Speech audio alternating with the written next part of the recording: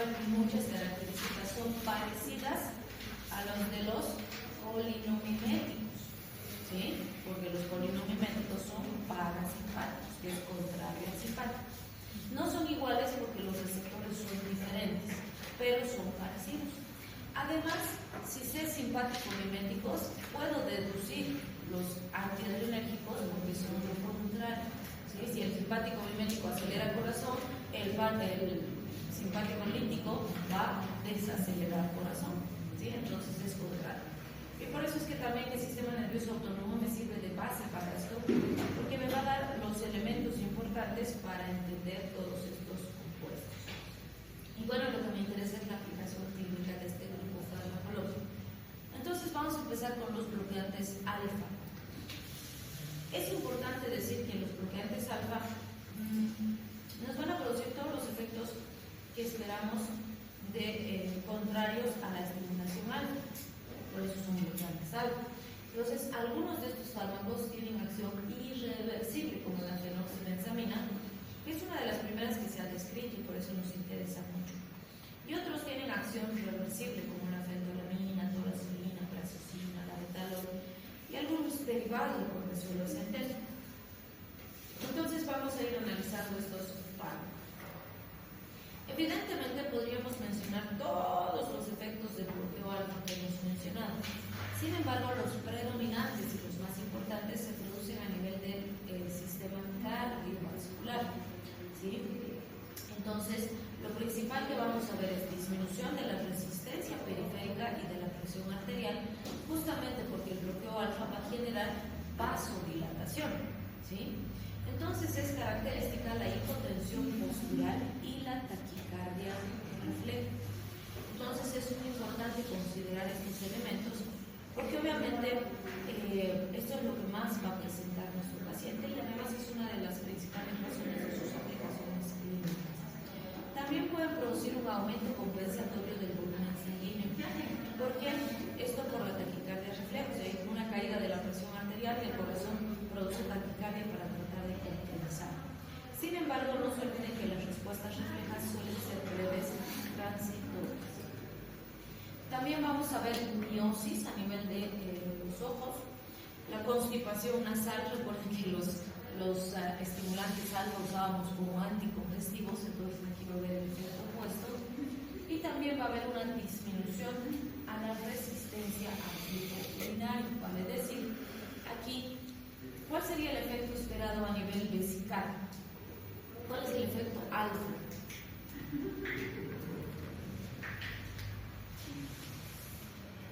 El efecto alfa en la vejiga es relajación del detrusor y contracción de los esfínteres. Entonces, si estos bloquean, ¿qué van a hacer? Contraer el detrusor y relajar los esfínteres. Por lo tanto, estos van a ayudar a la micción, ¿sí? A mejorar la salida de orina, por decirlo así. Bien, entonces fíjense, la fenoxibenzamina es bloqueante irreversible, bloquea alfa 1 y alfa 2, pero tiene una activación varorefleja indirecta.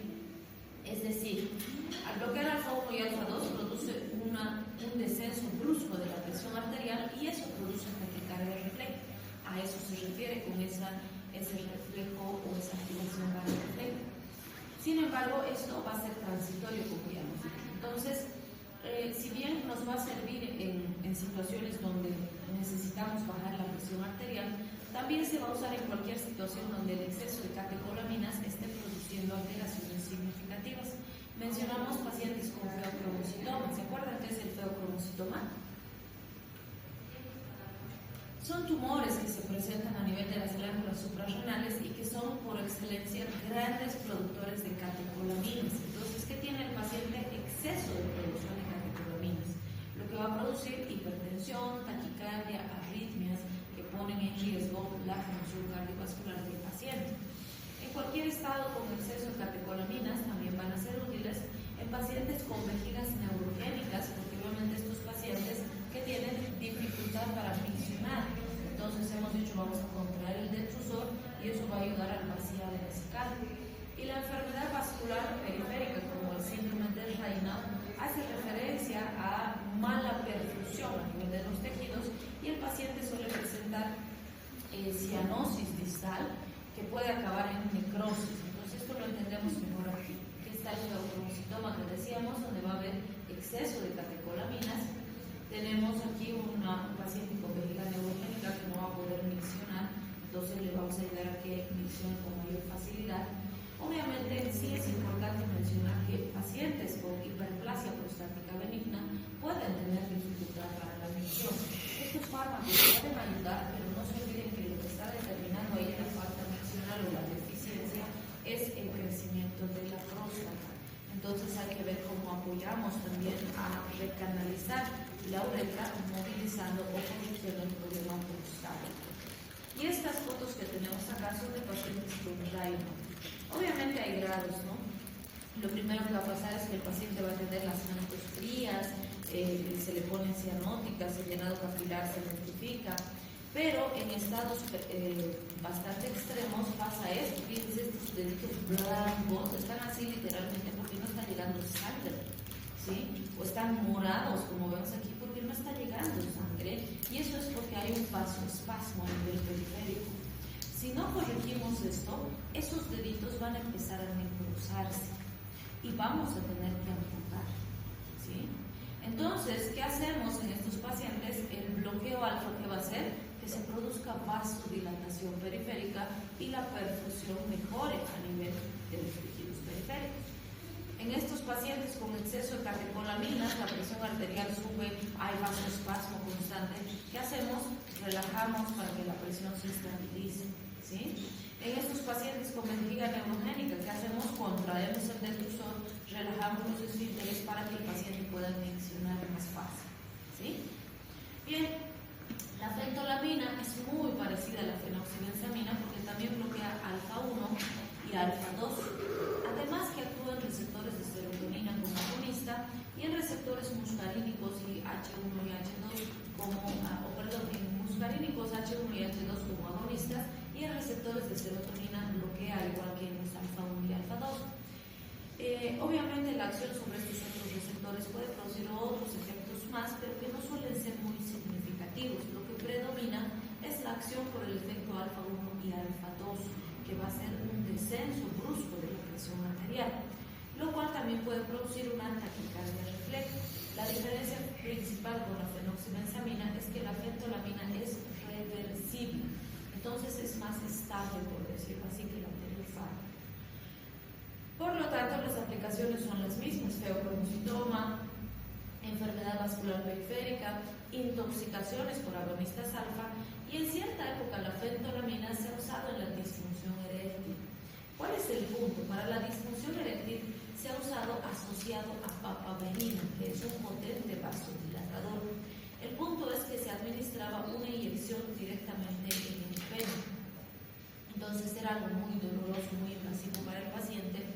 Segundo, se tenía que preparar la mezcla inmediatamente antes de usar, y sí se producía la erección que necesitaba el paciente, pero el problema es que primero se producía una vasodilatación intensa en los cuerpos cavernosos que determinaba la erección, pero luego se producía un espasmo en estos vasos, y eso determinaba que el paciente tenga priapismo, es decir, conseguía la erección pero luego no la podía bajar, y eso determinaba que llegue al hospital y en el hospital se tengan que realizar las medidas para bajar esa erección.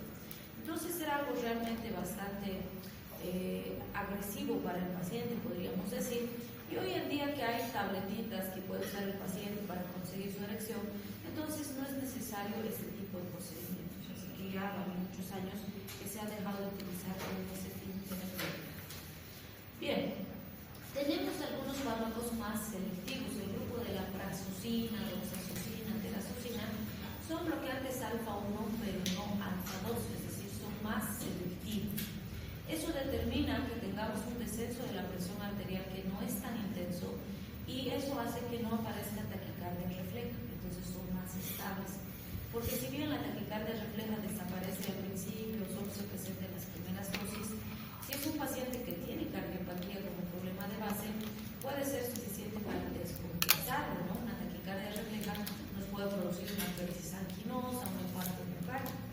En cambio, estos que son más estables, entonces son mejor tolerados por los pacientes. pues el grupo de la prazosin es uno de los más utilizados. Se usa de 1 a 15 miligramos día.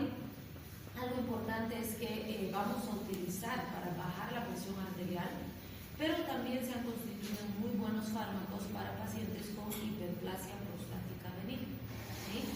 En el sentido que nos van a ayudar a mejorar la micción del paciente. Por supuesto, como dijimos, van a ayudar a mejorar la eliminación de orina, pero no van a hacer nada con el crecimiento prostático. Entonces es muy importante hacer el tratamiento específico de la hiperplasia prostática, vigilar el PSA, vigilar que realmente sea una hiperplasia prostática benigna. Los urólogos en general dicen que tarde o temprano el paciente con hiperplasia prostática se va a tener que operar, ¿sí?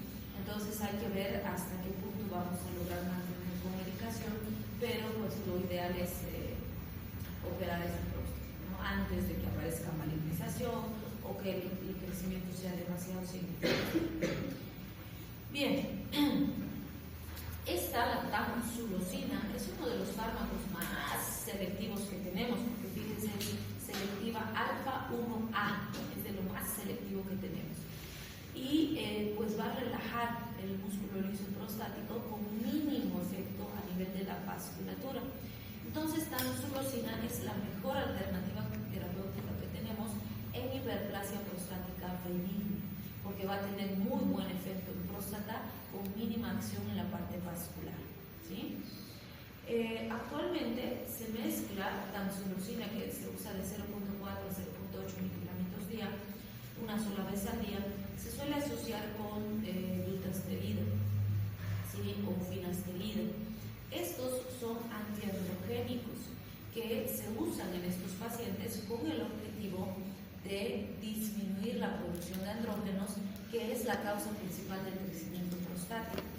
Entonces se ha visto que la combinación de tamsulosina con dutasterida, por ejemplo, es potencialmente útil y puede llegar a disminuir hasta un 30% el crecimiento de la glándula.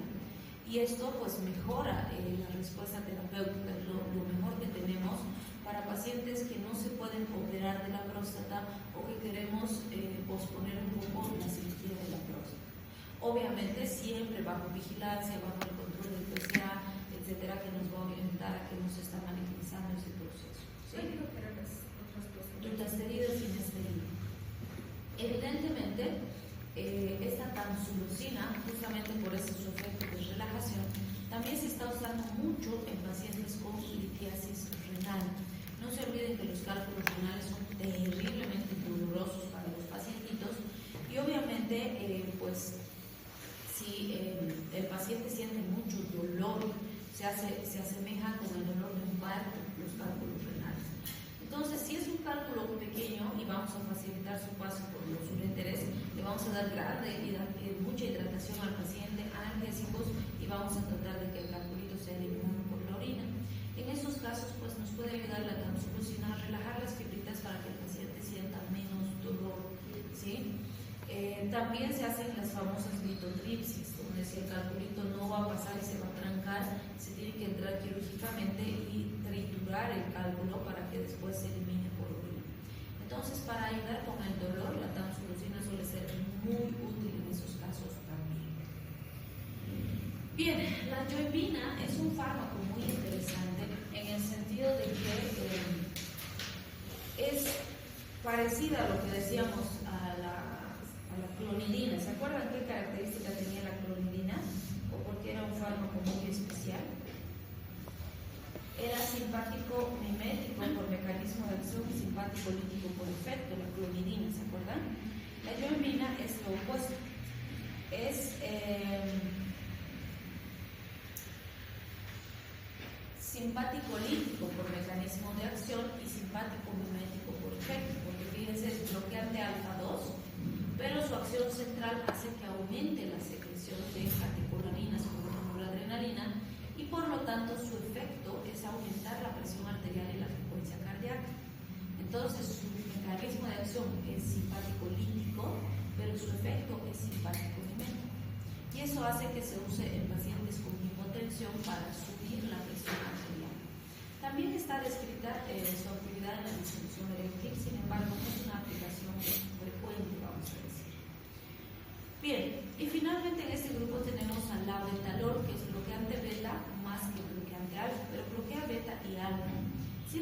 se lo considera, algunos autores lo consideran más como bloqueante beta, pero tienen las dos acciones y las dos acciones se refuerzan, vamos a decir, porque el bloqueo beta, ¿qué va a hacer? Va a bajar la frecuencia cardíaca, ¿sí?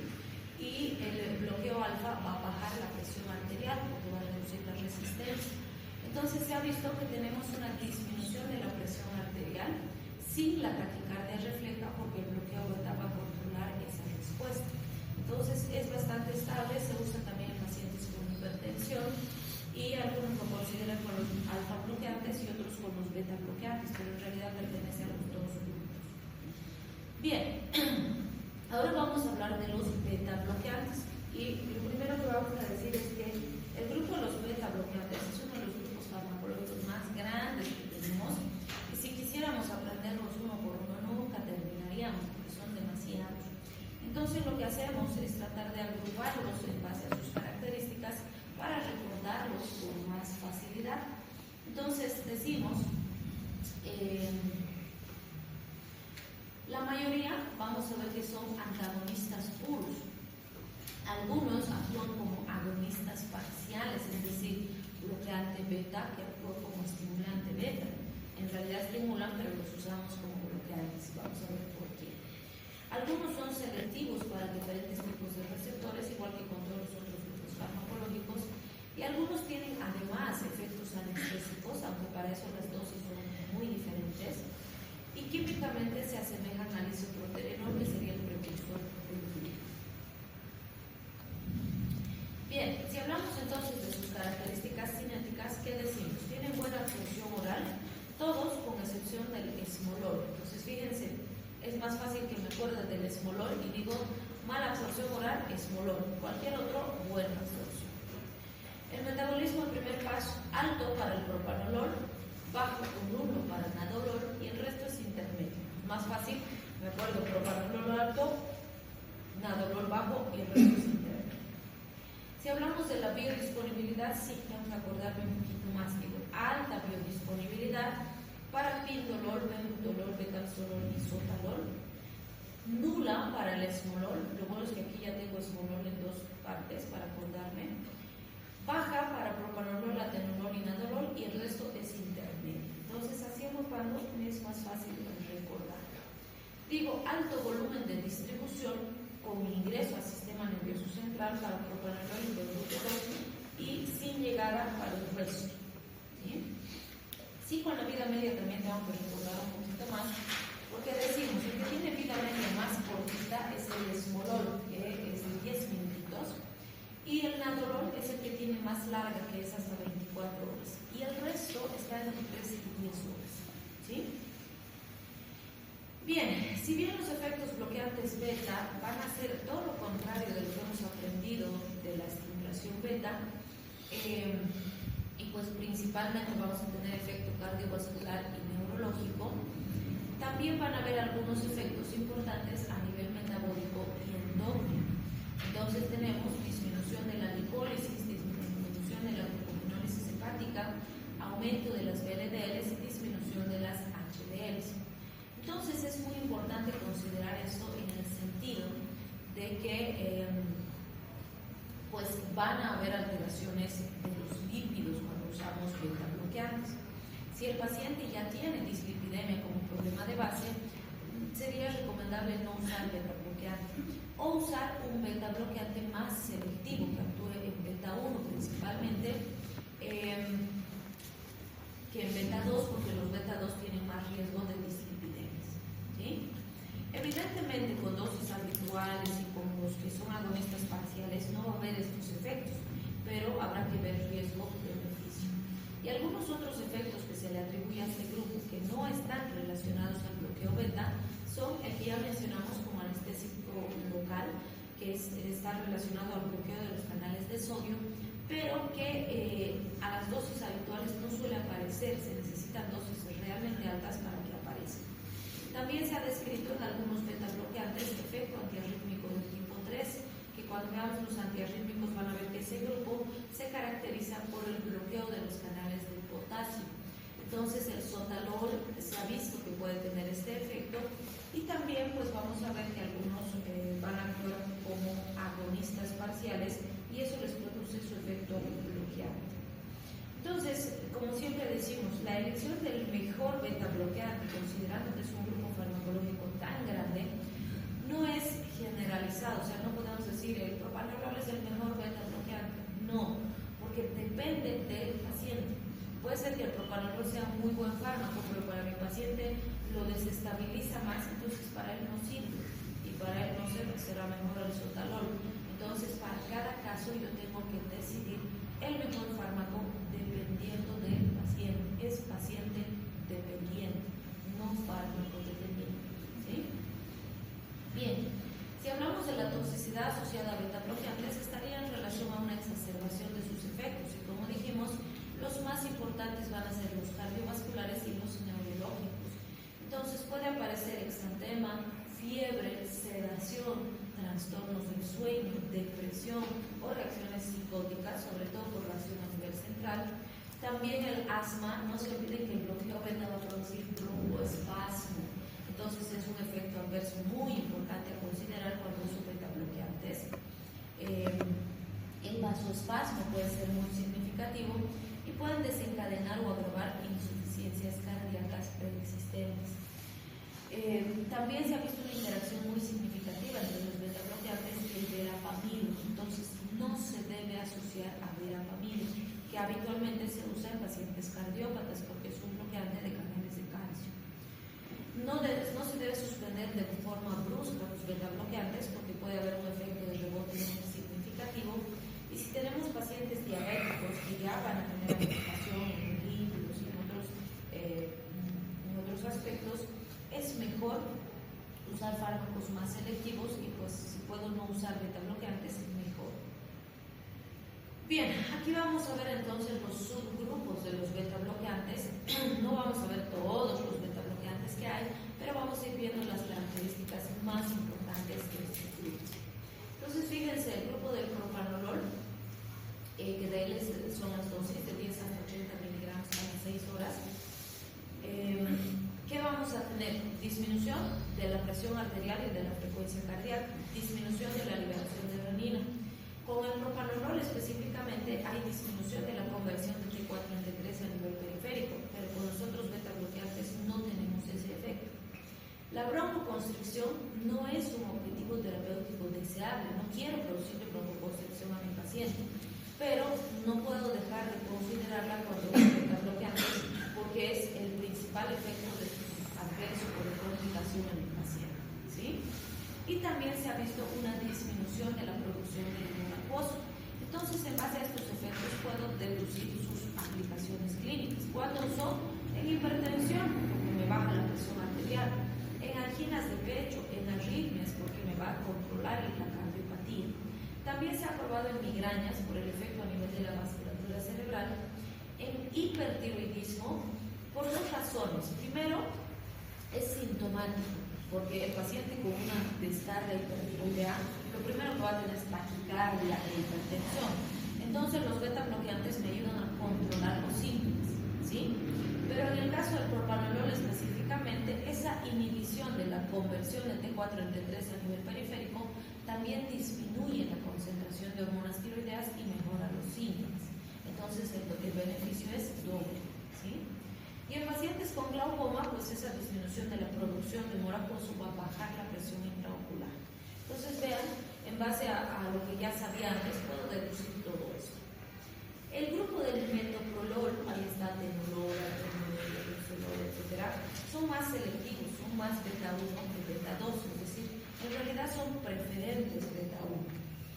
Esa preferencia hace que tengan las acciones similares a las del anterior grupo, pero que sean más estables cuando tengo riesgo pulmonar. ¿Por qué? Porque si no tengo mucha acción beta 2, el broncoespasmo va a ser menos riesgoso. Entonces, en pacientes con angina, con hipertensión, con arritmias, pero que además tienen asma o EPOC, va a ser una mejor alternativa terapéutica, ¿sí? También, como dijimos, en pacientes diabéticos, si son más selectivos beta 1, el riesgo de dislipidemias o pues otras complicaciones es más bajo, entonces son mejores alternativas. Y en pacientes con enfermedades vasculares periféricas también nos van a ayudar a corregir las alteraciones con menos riesgo. Entonces, fíjense, bajan la presión arterial, la frecuencia cardíaca, disminuyen la liberación de renina y son más seguros en pacientes con enfermedades respiratorias. Las dosis de 25 hasta 400 miligramos día en 1 a 2 tomas diarias son para el metoprolol. En casi todos estos se inician siempre con las dosis más bajitas y se va subiendo a medida que se vaya viendo la respuesta del paciente. Bien, la butoxamina es más selectiva beta-2 que beta-1. Esta no tiene interés terapéutico, o sea, no se usa, porque si tengo mayor preferencia beta-2 que beta-1, voy a tener más crisis asmática que efecto cardíaco. Pues no tiene lógica usar este tipo de fármacos, tengo más efecto adverso que efecto terapéutico. Pero se ha probado en experimentación. Este grupo es muy importante y muy interesante, el del carvedilol, pindolol, acebutolol y pues hay muchos otros más. Es beta-1 y beta-2 con efecto simpático mimético intrínseco, vale decir, este es el grupo farmacológico que actúa como agonista parcial, es decir, en realidad estos fármacos se unen a los receptores y los activan, no son bloqueantes, ¿sí? Pero ¿cuál es el punto? ¿Se acuerdan que vimos el beneficio de un agonista parcial en relación a un agonista total? ¿Cuál sería?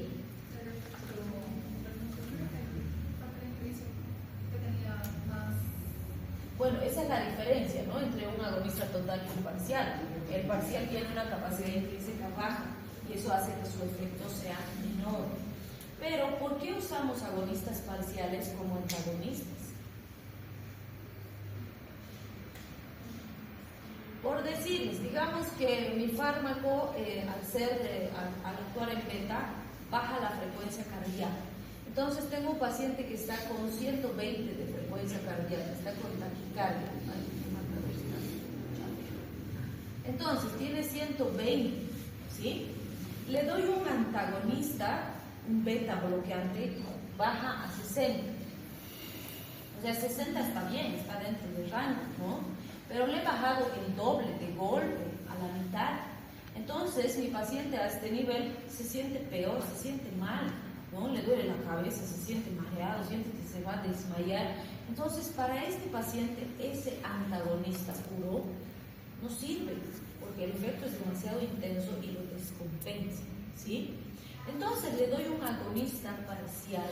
¿Qué pasa? Su agonista puro, su agonista endógeno, me está produciendo esta frecuencia. Entonces, al unirse a su receptor, está produciendo la activación máxima, ¿sí? ¿Qué hago con el fármaco? Voy a estimular el receptor, pero cuando se une, como es parcial y su capacidad intrínseca es bajita, por decirles, me produce una frecuencia de 80. Entonces, estimula, pero su efecto es más bajo. Y además, mientras esté unido aquí, no va a dejar que el agonista endógeno se una, ¿sí? Entonces, está actuando como antagonista del agonista endógeno. Es por eso que para ese paciente que con el antagonista puro se descompensa, me sirve el agonista parcial, ¿sí? Y por eso yo uso el agonista parcial como antagonista, ¿sí? Porque su acción baja me sirve para sustituir al fármaco que necesito. Entonces, este grupo funciona así. Entonces, ¿cuándo uso? En pacientes con hipertensión, arritmias, migraña, o sea, las mismas indicaciones que los otros fármacos, pero que bradicardizan o se desestabilizan con los antagonistas puros, ¿sí?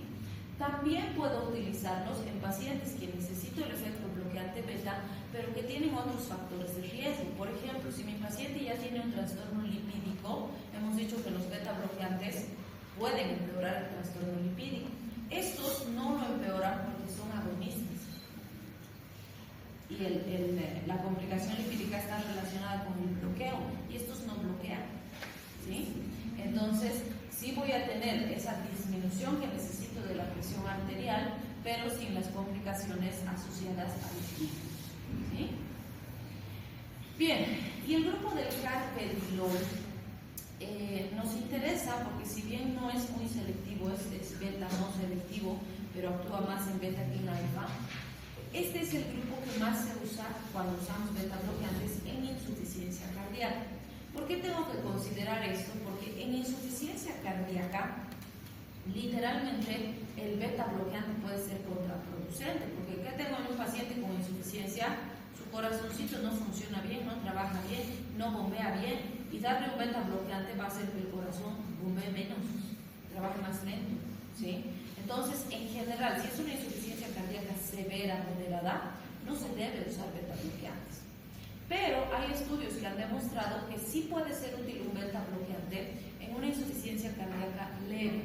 ¿Por qué? Porque resulta que si yo lentifico la función del corazón, disminuyo sus necesidades de oxígeno y eso mejora la oxigenación del miocardio y mantiene su función. Esa es la justificación de que se use beta bloqueantes en insuficiencia cardíaca. Se usa el grupo del carvedilol, por ejemplo, fíjense aquí tenemos fármacos para administración diaria con comprimidos de liberación intermedia y con comprimidos de liberación prolongada. ¿Sí? En general estos se usan 2 veces por día y estos otros una sola vez por día. Pero la aplicación está indicada solamente en estadios iniciales. Y además no quiere decir que todo paciente con insuficiencia cardíaca en estadio inicial va a usar beta bloqueante. Mentira. Voy a ver todas las alternativas que tengo y si el beta bloqueante es mi mejor alternativa, recién voy a usar. Si tengo otras mejores, voy a usar las otras mejores. ¿Sí? Pero si se usa, es este grupo en particular el que se va a usar. Bien, tenemos también el esmolol, que es beta 1 más que beta 2, vale decir, es preferente beta 1, pero este nos interesa porque es uno de los fármacos que se usa en cuadros donde necesito efectos rápidos, pero cortos, que voy a usar un periodo corto de tiempo y después ya no voy a usar. Por eso me dice control rápido de la presión arterial, las arritmias, taquicardias supraventriculares, tirotoxicosis, isquemias miocárdicas transquirúrgicas o hipertensión perioperatoria, donde se me desestabiliza la presión, pero va a ser un periodo corto de tiempo que le dé tratamiento y después ya no necesito darle. ¿Por qué? Justamente porque su vida media es súper cortita. Este es el que hemos dicho que tiene vida media de 10 minutitos.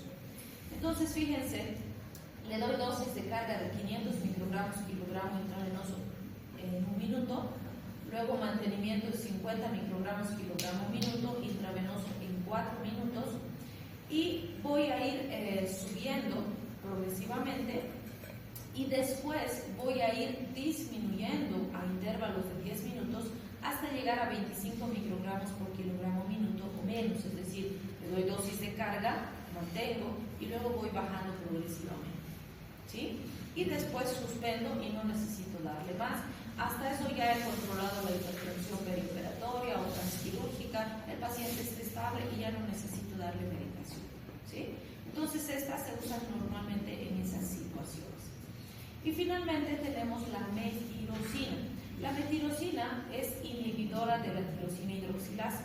Si se acuerdan cuando vimos autónomo dijimos, la tirosina hidroxilasa es la primera enzima que permite la síntesis de catecolaminas a partir de la tirosina. Entonces, si bloqueo esta enzima, lo que voy a conseguir es disminuir la síntesis de dopamina, de noradrenalina y de adrenalina a nivel neuronal. ¿Para qué me serviría disminuir la síntesis o depletar los neurotransmisores? Para evitar el efecto simpático, ¿sí? Pero ¿cuál es el punto?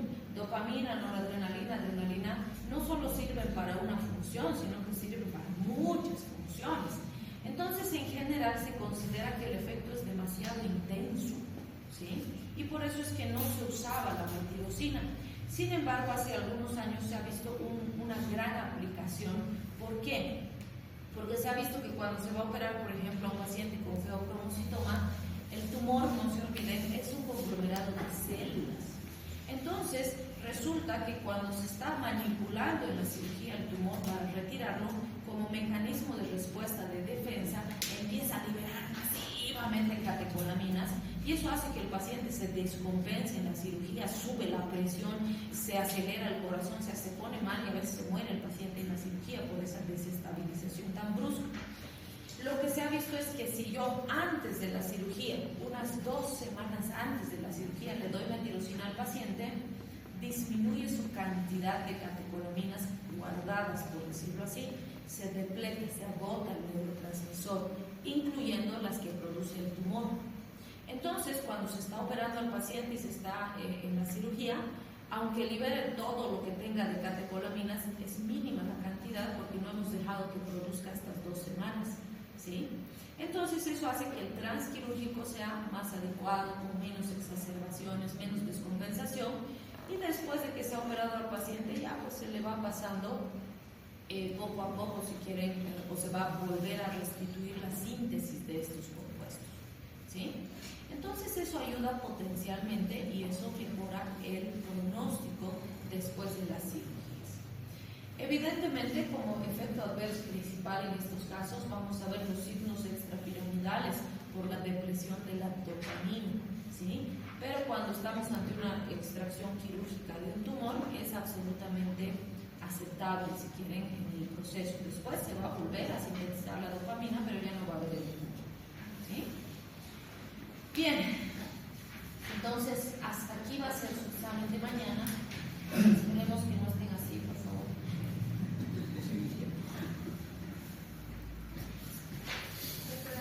¿Dudas, preguntas?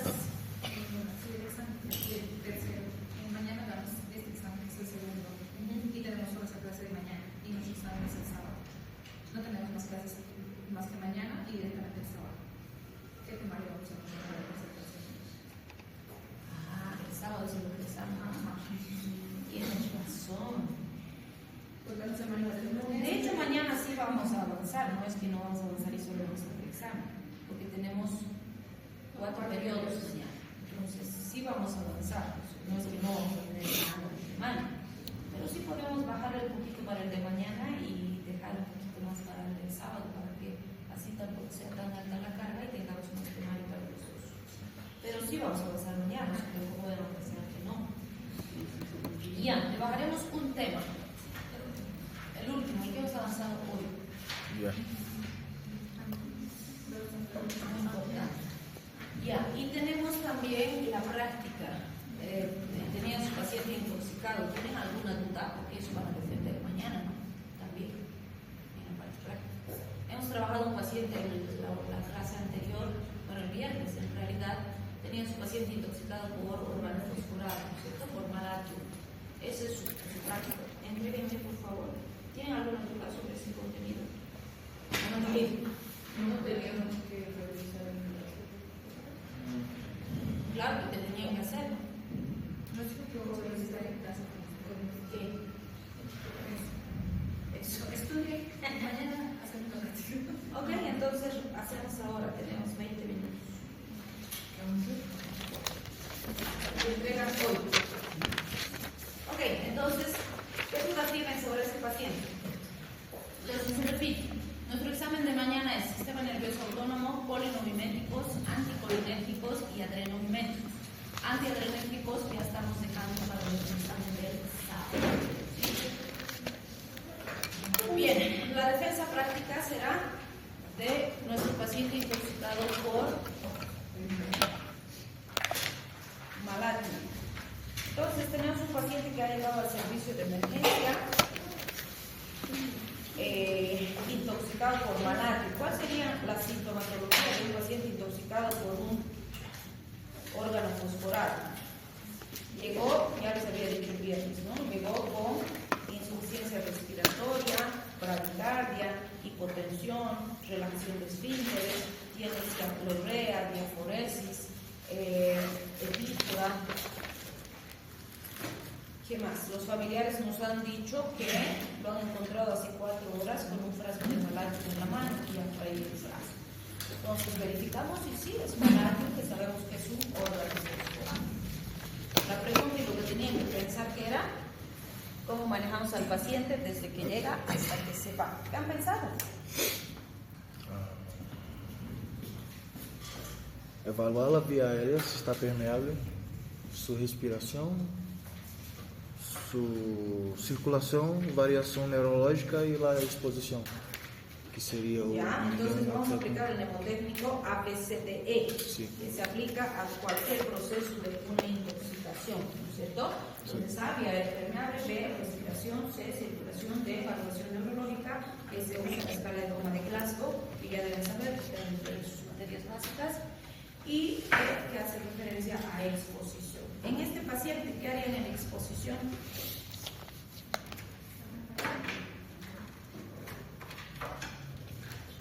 ¿Qué van a hacer? Porque bueno, si estuviera en un incendio, lo tengo que sacar del área del incendio, ¿no? Pero ahora él ha llegado de emergencia. ¿Qué hago en exposición?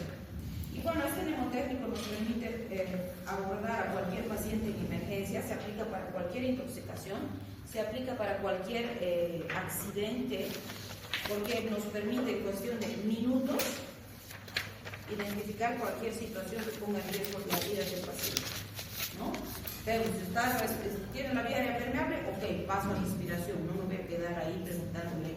¿Y tiene servicios básicos en su casa? Eso se hace después, no es anamnesis, nada de eso. Es emergencia, rápido. ¿Qué hago en exposición en este paciente? ¿Qué han pensado? Pues tenían que pensar, ¿no han escrito? Antes del antídoto, en exposición, ¿qué van a hacer? Antes del lavado gástrico, ¿qué van a hacer? Quitar toda su ropa, lavar su pelo si está contaminado, su piel. Ya. Primero que ustedes ya deberían estar con sus medidas de bioseguridad, ¿no? Sí. Entonces, la descontaminación del paciente, porque este tóxico se absorbe por piel. Sí. Sí, y aunque se haya tomado y si se ha echado en su ropa o se ha echado en su piel, se va a seguir intoxicando. Entonces, descontaminación del paciente, hay que quitarle toda la ropa, hay que ponerle una bolsa negra para el estudio toxicológico y forense y hay que bañar al paciente con agua y jabón, ¿sí? De cabeza a pies. Al mismo tiempo, ¿Qué más? de la evaluación, administrar antídotos, que sería... Antes del antídoto, ¿qué más? Antes... Aspiración de las secreciones. No, antes. En la descontaminación que falta.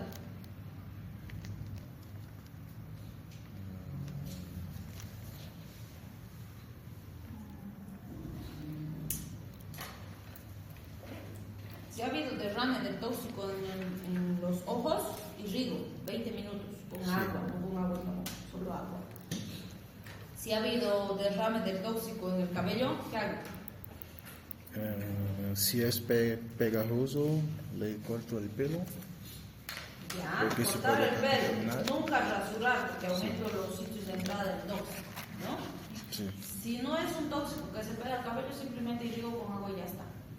¿Sí? Si el pelo es corto, no, ¿con quién lo voy a cortar? Piedra o tiro. ¿Sí? ¿Qué más?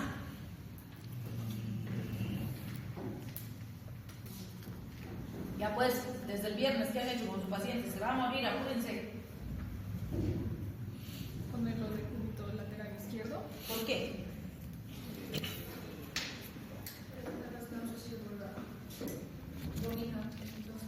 Ya para evitar el vómito y la broncoaspiración, sí hay que ponerlo de cúbito lateral, pero ahí no es necesario el izquierdo, puede ser de cúbito lateral derecho, no pasa nada.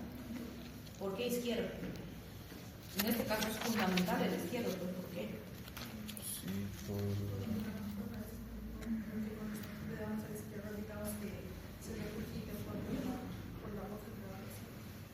Eso es para la broncoaspiración. Acabamos de aclarar que no importa si es izquierdo o derecho. Hay puesto que porque el estómago adquiere una situación anatómica donde el cardias está en una situación inferior al píloro, lo cual retrasa un esvaziamiento gástrico. Ya, entonces la posición anatómica del cúbito lateral izquierdo determina que el cardias está inferior al píloro y eso nos ayuda a retrasar el paso del contenido gástrico hacia el intestino, Sí. que en el caso de que existiera tóxico todavía en el estómago va a tardar más en pasar al intestino. No es que va a evitar, pero nos da tiempo para sacar a través del lavado gástrico. ¿Sí? ¿Qué más? ¿Este paciente le hacemos lavado gástrico o no? ¿Por qué?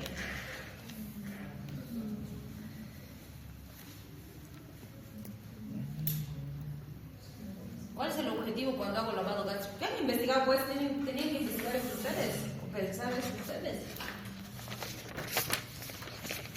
Si le hago lavado gástrico, evitas que se siga absorbiendo tóxico. La pregunta es, ¿cuántas horas es útil el lavado gástrico? Porque no se olviden que este paciente, su familia nos ha dicho que han pasado 4 horas, que lo han encontrado hace 4 horas. Exactamente cuántos años sabe el médico, no sabemos. El lavado gástrico se hace dentro de las primeras 2 horas, de lo contrario yo no sé por qué. Porque fisiológicamente el paso del contenido gástrico hacia el intestino es alrededor de 2 horas, entre 1 a 2 horas en realidad. Pues se supone que si ya pasaron más de 2 horas, el contenido del estómago ya pasó al intestino. No se justifica hacer un lavado gástrico, ¿sí? Pero, como en medicina no es 2 más 2 es 4, pero indica eso sí se justificaría hacer lavado gástrico en este paciente. ¿Cómo? No. Si está inconsciente, ¿cómo vas a saber cuánto tiempo ha pasado o si debes hacer o no debes hacer? No es un criterio para determinar si haces o no haces.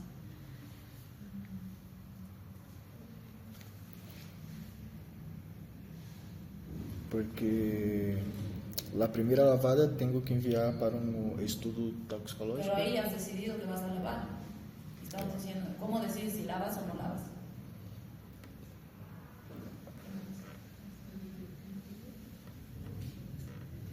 ¿Lavamos o no lavamos? Porque puede ser que decidimos lavar, lo estamos lavando y ya se paro y se muere. Y te hacen un juicio de responsabilidad. Si te dicen, ¿por qué lavó si ya pasaron 4 horas? Por su culpa se ha muerto el paciente a la cárcel. ¿Cómo te defiendes? ¿Por qué dices, no, por esto yo hice el lavado gástrico? ¿O no debemos hacer? Porque pueden no hacer. Eso lo deciden ustedes, tienen que decir ahora. ¿Le van a hacer lavado gástrico o no? Es porque la justificación de la familia no dice que eso es un diagnóstico, más o menos eso, ¿no? No. La familia te ha dicho que son 4 horas. Lo que te refiere quien trae al paciente es de relativa confianza. Acuérdense, cuando hablan historia clínica, dice, ¿no? La fuente es el familiar que refiere que merece relativa confianza. Nunca ponemos que lo que nos dice un familiar o el paciente es de absoluta confianza. Jamás ponemos así. Siempre ponemos es de relativa confianza o que no es de confianza. Pero que es de confianza, no. Porque siempre tenemos que poner en duda lo que nos dicen. No sabemos. Nos ha dicho que hace 4 horas lo han encontrado. Puede ser más, puede ser menos. No sabemos. Doctora, pero esa información de 4 horas no es un factor determinante. No, la información que te dan no es lo que va a determinar lo que tú decidas. Lo que les estoy preguntando ahora es cómo decides. ¿Qué vas a tomar en cuenta para decidir? La información que te han dado no es. Entonces, ¿qué tomas en cuenta para decidir? ¿Por qué? Puede ser que dices, ok, ya pasaron 4 horas, no le hago lavado gástrico, no lo hiciste. Lo estás manejando y se muere. Y te dicen, ¿y por qué no le hizo lavado gástrico? Se ha muerto por su culpa, porque si hubiera hecho lavado gástrico no se hubiera muerto. ¿Cómo justificas por qué hiciste o por qué no hiciste? Porque... Para hacer, o sea, como para una manera seguramente para nosotros, para ver si que podíamos, digamos, o sea, estudio no se absorbió, no se vació. Así vaciarlo. ¿Cómo? Para, o sea, lo revisaríamos porque, claro, la fuente no es confiable, no sabemos si el fallo era 4 horas menos, pero para estar más seguro, yo creo que eso lo haríamos. Para así. Y que ese es el problema, y tristemente en nuestros servicios de emergencia muchas veces se manejan así, dicen, por si acaso le haremos. No hay por si acaso. O sea, el por si acaso no es una fundamentación. Si tú estás en un juicio de responsabilidades, tú no puedes decir, le hice por si acaso, o le hice porque no confiaba en la familia. O sea, no es un justificativo para hacer un procedimiento médico.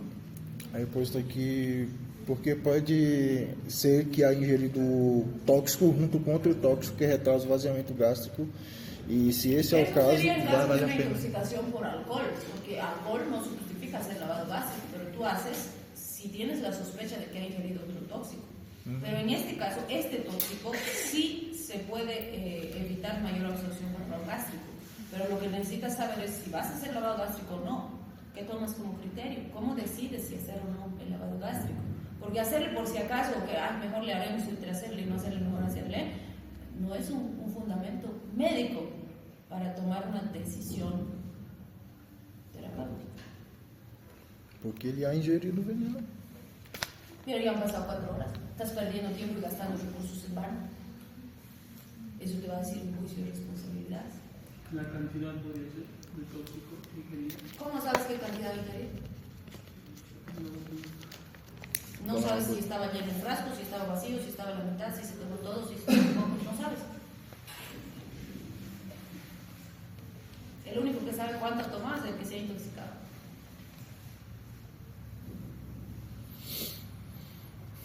No se hacen procedimientos a la adivinanza. Tienes que ponerle una sonda nasogástrica al paciente, aspirar. Si hay contenido gástrico, se justifica hacer lavado gástrico porque puede seguir habiendo tos. Si no hay contenido gástrico, no se justifica. Pasas al siguiente paso, que es el carbono activado.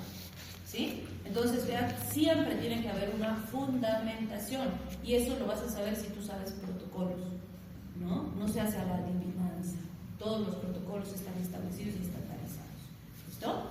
Entonces, si le hemos puesto la sonda nasogástrica, que además tienen que saber, en sus procedimientos básicos les han debido enseñar, se toma la distancia para la introducción de la sonda del ala de la nariz al lóbulo de la oreja, del lóbulo de la oreja al apéndice sigmoides, porque eso me da una extensión a introducir la sonda, no va a estar metiendo así sin límite o pues metiendo a pulmón, qué sé yo, ¿sí? Entonces todo tiene su protocolo y sus pasos. Introduzco la sonda nasogástrica, aspiro. ¿Hay contenido? Ok, voy a hacer lavado gástrico. ¿Listo? Si no hay contenido, paso a carbono activado. No voy a perder el tiempo haciendo el lavado gástrico. ¿Cómo se hace el lavado gástrico? Se introduce agua, solución, en general solución salina al 0,45. Si no tienen, puede ser al 0,90. Si no tienen, puede ser hasta agua de grifo, pero hay que lavar. ¿Sí? ¿Qué debo hacer? Voy a introducir por la sonda entre 300 y 400 cc y a caída libre o aspirando voy a sacar el contenido. Eso es lavar. Meto agua y saco el agua y el agua me va a sacar el contenido. El primer contenido, como decía su compañero, voy a mandar al estudio toxicológico. En nuestro medio no mandamos porque no tenemos laboratorios toxicológicos en nuestros hospitales. Eso voy a hacer cuántas veces, o sea, no es meto una vez, saco y ya está lavado, no. Voy a hacer esto y voy a repetir el procedimiento hasta que el contenido salga cristalino, limpio y sin ningún residuo de detritus y de nada. A partir del momento en que sale cristalino, voy a lavar 3 veces más, de 2 a 3 veces más, y recién considero bien lavado a ese paciente, ¿sí? Después de eso voy a pasarle carbón activado. ¿Cómo le paso el carbón activado? ¿Cuánto han encontrado que es la dosis del carbón activado? 1 gramo por... 1 gramo por kilo es el estándar. O bueno, si quiero usar por kilo. Si quiero usar estándar, puedo usar 50 gramos como dosis total, o el equivalente, que son 10 cucharas, si es que tiene la presentación en polvo, ¿sí? 10 cucharas. Eso voy a disolver con 200 cc de agua. Voy a hacer una mezcla homogénea. Si viene en tabletas, tengo que moler en mortero hasta convertirlo en polvo y recién voy a mezclar con la solución, y eso voy a introducirle por la misma sonda nasogástrica al paciente, ¿sí? La sonda no la voy a retirar inmediatamente, la voy a dejar ahí a caída libre en un contenedor, pero mi objetivo con el carbón activado es que el carbón pase al intestino y en el intestino se pegue al tóxico y evite su absorción, ¿sí? Entonces el carbón activado se puede usar en mayor cantidad de horas, inclusive con algunos tóxicos como los organofosforados se puede repetir cada 6 horas porque hay cierta cantidad de tóxico que tienen la circulación enterohepática y puedo seguir captando tóxico, ¿sí? Una vez que le paso el carbón activado, ya puedo pasarle el antídoto, o en realidad puedo pasarle el antídoto al mismo tiempo que estoy realizando los procedimientos, ¿sí? ¿Cuál es la dosis de la atropina que han revisado? 1 a 5 miligramos. De 1 a 5 miligramos Total. no es por kilogramo. Total. Total. No es por kilo. Aquí dice 0.02. Ah, 0.02, ahí sí. Pero dosis totales estamos de 1 a 5 miligramos total, dosis total. ¿Sí? Y cada 5, cada 15 minutos o cada 20, ustedes deciden. Cuando me hacen el tratamiento de un paciente, no se olviden, no pueden poner el rango, ustedes tienen que saber el rango, pero si están haciendo el tratamiento, ustedes tienen que poner qué dosis van a usar. Si es de 1 a 5, yo decido, quiero dar 2, ok, doy 2, pero no puedo poner de 1 a 5, porque si pongo de 1 a 5, ¿quién va a decidir la dosis? El interno, el residente, la enfermera, el paciente. No es coherente, ¿sí? Si hago tratamiento, tengo que poner cuánto va a usar el paciente, no el rango. El rango es para que yo sepa, ¿sí? ¿Puedo dar el pralidoxima? Sí. Sí, si tengo a disposición, uso pralidoxima. ¿Cuánto se usa de pralidoxima? 600 miligramos hasta 2 gramos por dosis. ¿Ok? Entonces, en general se dan dosis altas y luego se da dosis de mantenimiento más bajitas, ¿no es cierto? Y la pralidoxima se pasa en infusión lenta entre 30 y 60 minutos y se puede repetir cada 4 a 6 horas. ¿Sí? ¿Cuánto tiempo? La pralidoxima. ¿Cuánto tiempo? Ya, pues todo eso ustedes tenían que hacer para hoy. Eso va a ser 30 su examen minutos mañana. y repetir a cada 6 horas. Puedo repetir cada 6 horas, pero dentro de las 48 horas de la intoxicación. Después no me sirve para nada. ¿Sí? La atropina, ¿hasta cuándo le van a dar? Atropina.